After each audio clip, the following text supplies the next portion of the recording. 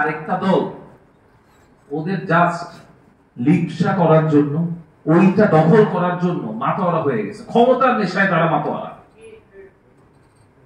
আপনি একটা জিনিস ভাবেন, জাস্ট 5 আগস্টের পর এখন পর্যন্ত 103 জন বিএনপি নেতা কর্মীরা নিজেদের অন্তঃকন্দলে মারা গেছে। আরে যেখানে তাদের নেতা কর্মীরা নিরাপত্তা ফিল করবে না, সেখানে সাধারণ মানুষ কিভাবে নিরাপত্তা ফিল করবে? তো আমি আমার এক ভাইয়ের কথা মতো বলতে চাই, আসলে বিভিন্ন অঙ্গ সংগঠন, বিএনপি বলেন, বিভিন্ন আমাদের ছোট ছোট রাজনীতি করে যারা আসলে আপনাদের নিজেদের জীবনে জানের নিরাপত্তা আপনি চাচ্ছেন, তাদেরকে আমরা আমাদের এনসিপিতে, জাতীয় যুব শক্তিতে উদাত্ত আহ্বান করতেছি। আপনি আপনার নাগরিক যোগ্যতা, রাজনৈতিক যোগ্যতা নিয়ে আপনি এখানে সুস্থ রাজনৈতিক চর্চা করার একটা বিশাল জায়গা পাবেন। এখন এই কথা যদি বলতে হয়, এই কথা বলতে গেলে আসলে আমার একজন লোকের কথা না বললেই না। সে ছিল বিএনপির নব্য কোকিল, আমাদের নুরু ভাই। বিএনপির সুরে কথা বলতে বলতে মুখে তার ফেনা উঠে গেছে। সংস্কার ছাড়া নির্বাচনের দাবি চাইতে চাইতে লোকটা ক্লান্ত হয়ে গেছে। সে কিনা পটুয়াখালীতে বিএনপির এক ইউনিয়ন সভাপতির কাছে মাইক খায়। সে মাইক খাইছে। তো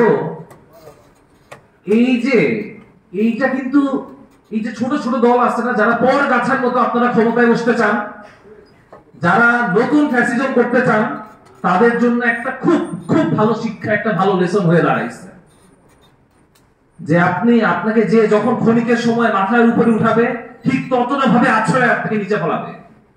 পর গাছা রাজনীতি করবেন না, গিরগিটি রাজনীতি সংস্কৃতি থেকে আপনি বের হয়ে আসেন। আপনি আপনার সক্রিয় রাজনীতি করেন, বাংলাদেশের মানুষ আপনাকে বুকে টেনে নিবে। আপনি আরেকটা দলের হয়ে সাফাই গাবেন, পরে ওই দল থেকেই আপনি মার খাবেন, এটা কিন্তু একটা ভালো শিক্ষা। এই শিক্ষা আসলে হওয়া উচিত সবার। এখন এই কথার পরে যদি আরেকটা কথা বলা লাগে, যে সবচেয়ে আলোচিত একটা বৈঠক ছিল গতকাল আমাদের মাননীয় প্রধান উপদেষ্টা আর বিএনপির ভারপ্রাপ্ত চেয়ারম্যান তারেক রহমানের সাথে। এই বৈঠকটার পর একটা সামনে সুস্থ গণতান্ত্রিক চর্চা হইতে পারে, এই আশাটা মানুষের কাছ থেকে উঠে যাওয়া উচিত। উঠে গেছে বলে আমার মনে হয়।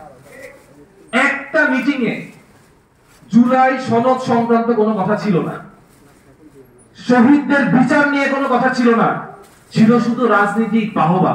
কখন তারা নির্বাচনের একটা রোডম্যাপ দিবে। যখনই আমাদের প্রধান উপদেষ্টা কথাই শুরু করে আবহাওয়া দিয়ে, তখনই আমি বুঝতে পারি আসলে এই কথা বলার কোনো ম্যান্ডেট নাই। উনি কথা শুনতে গেছেন, ওখানে বলতে চান নাই।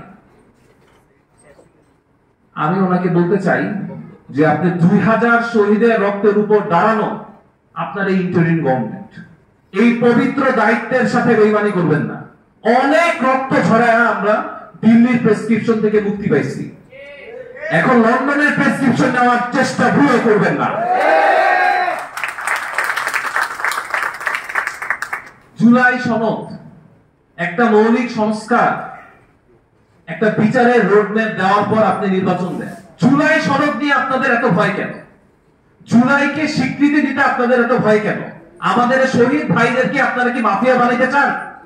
এই শহীদ ভাইদেরকে আপনাদের এই জানের বিনিময়ে কোনো দাম দিতে চান না আপনারা?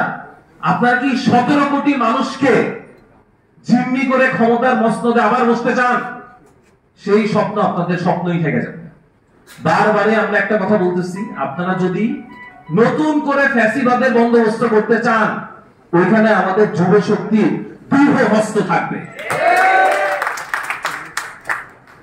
নির্বাচনের ব্যাপারে বারবারে আমাদের একটা কথা বলতে দিচ্ছে, এরা নির্বাচন